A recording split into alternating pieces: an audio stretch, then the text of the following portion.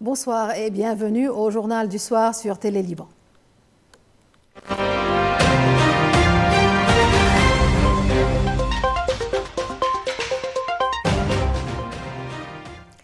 La situation au Liban Sud était au centre de la rencontre du président de la République Joseph Aoun avec le chef du comité de suivi de la cessation des hostilités, le général américain Jasper Jeffers. Une rencontre qui s'est tenue avant la réunion du comité à Naoura, au cours de laquelle le président Aoun a demandé au chef du comité de faire pression sur Israël pour qu'il applique l'accord, se retire des 5 collines occupées et qu'il libère les prisonniers libanais.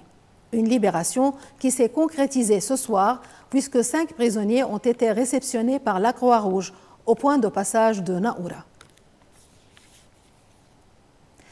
Ces mêmes préoccupations ont été soulevées lors de la réunion des ambassadeurs du quintet à Ain Tine. L'ambassadeur d'Égypte au Liban, Ala Moussa, a affirmé à l'issue de ses entretiens avec le président de la Chambre, Nabih Berri, que le quintet essaie de trouver une formule qui garantisse un repli total des Israéliens du Liban Sud et une application pleine et entière de l'accord de cessez-le-feu.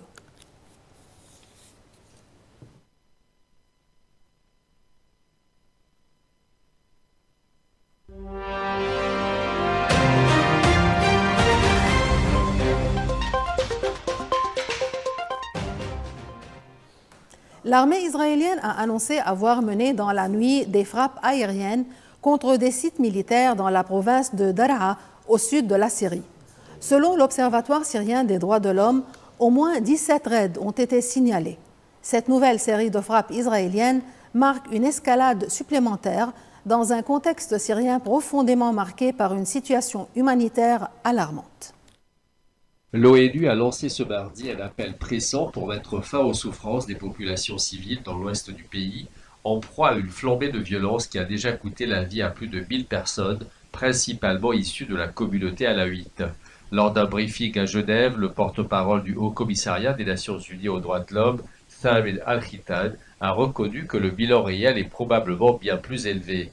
Les violences ont éclaté le 6 mars après une attaque sanglante menée par des partisans du régime déchu contre les forces de sécurité dans la région de Latikié, bastion historique de la communauté alawite.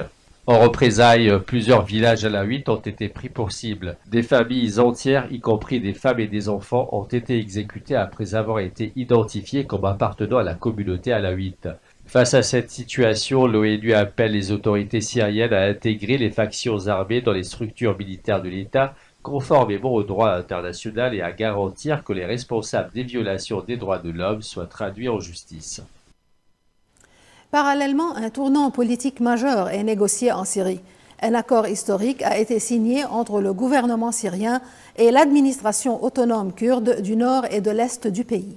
Ce texte prévoit l'intégration des institutions civiles et militaires kurdes au sein de l'État syrien.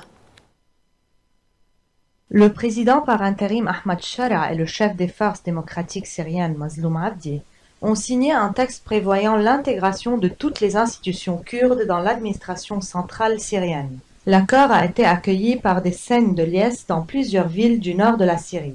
Selon le texte, les postes frontières, l'aéroport ainsi que les champs pétroliers et gaziers du nord-est du pays seront désormais sous contrôle du gouvernement syrien. Les Kurdes ont longtemps été marginalisés sous le régime de la famille Assad, privés du droit de parler leur langue et de célébrer leurs traditions. Cette reconnaissance officielle de leurs droits marque donc un tournant historique.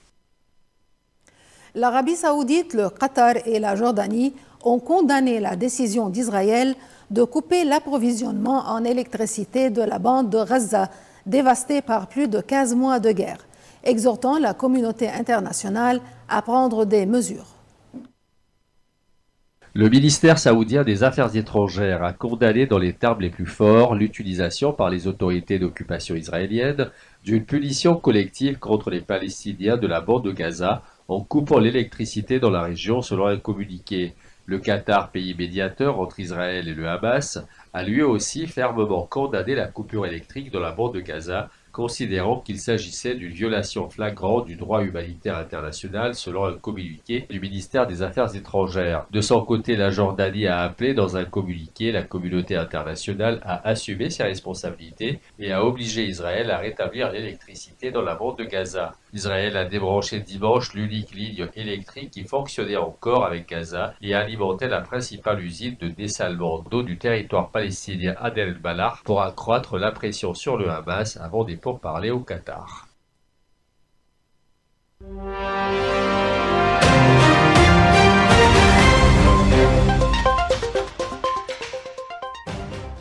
Les tensions vont croissantes entre l'Ukraine et la Russie. Moscou a été la cible de la plus importante attaque de drones ukrainiens depuis le début du conflit. Au moins 2 personnes ont été tuées et plusieurs blessées. Cette offensive intervient alors que des discussions sur une possible trêve sont prévues ce mardi en Arabie saoudite. Selon les autorités russes, cette attaque qui a impliqué 337 drones a ciblé plusieurs localités autour de Moscou. Le Kremlin a dénoncé une attaque ayant touché des infrastructures civiles. De son côté, l'Ukraine affirme que cette offensive est un signal adressé à Vladimir Poutine pour l'inciter à envisager une trêve aérienne et maritime. Alors que l'Ukraine espère obtenir des garanties de sécurité et relancer l'aide militaire suspendue par les États-Unis depuis février, cette attaque intervient à la veille des négociations cruciales entre Kiev et Washington de l'Arabie saoudite.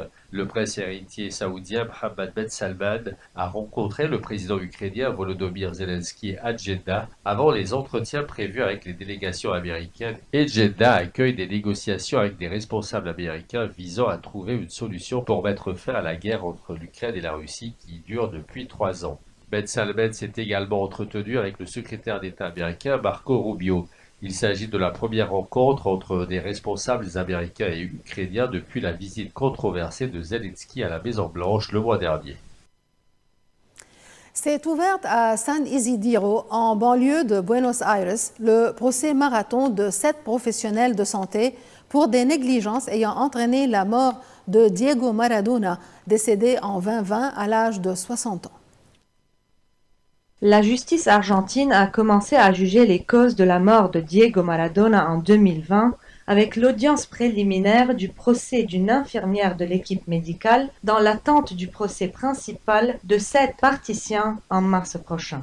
Giselle Madrid, infirmière qui depuis le début de la procédure dit n'avoir fait que suivre les directives des médecins, avait demandé et obtenu d'être jugée à part du reste des accusés pour homicide avec dol éventuel. Maradona est décédé à 60 ans d'une crise cardio-respiratoire en novembre 2020, seul sur un lit le corps usé à Tigre, où il était en convalescence après une neurochirurgie pour un hématome à la tête. C'est la fin de ce journal. Merci et bonsoir.